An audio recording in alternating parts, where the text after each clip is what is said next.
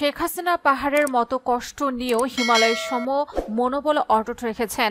তার হাতকে শক্তিশালী করতে আমরা সদা প্রস্তুত বলে নেতাকর্মীদের মনোবল না হারানোর আহ্বান জানিয়েছেন আওয়ামী লীগের সভাপতি মণ্ডলীর সদস্য জাহাঙ্গীর কবির নানক। শনিবার দুপুরে নেতাকর্মীদের উদ্দেশ্যে গণমাধ্যমকে দেওয়া এক বিবৃতিতে তিনি এসব কথা বলেন। বিবৃতিতে নানক বলেন, ইতিহাসের ভয়াবহ নির্মম পাশবিক অমানবিক নির্যাতন ও নিপীড়নের শিকার হয়েছে আওয়ামী লীগের তৃণমূল থেকে সব পর্যায়ের নেতাকর্মী, সংখ্যালঘু বিশেষ করে হিন্দু ধর্মাবলম্বী সহ সারা বাংলার স্বাধীনতার সপক্ষের আপামর দেশবাসী। আওয়ামী লীগের নেতাকর্মীদের হত্যা ও মুক্তিযুদ্ধের পক্ষের সবার বাড়িঘর, শিল্প কারখানা, ব্যবসা প্রতিষ্ঠান থেকে শুরু করে গোয়ালের গরু, পুকুরের মাছ, ক্ষেতের শস্য জ্বালিয়ে দেওয়া হয়েছে। আমাদের কোটি কোটি নেতাকর্মীদের বাড়িঘর লুটপাট করেছে।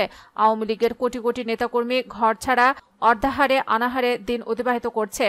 বাঙালির অবিসংবাদিত নেতা জাতির পিতা বঙ্গবন্ধু শেখ মুজিবুর রহমানকে যে বর্বরচিতভাবে চরম অপমানিত করেছে, এ যেন ৭১ বিজয়ী বাঙালি জাতির বিরুদ্ধে পরাজিতদের প্রতিশোধের উন্মত্ততা।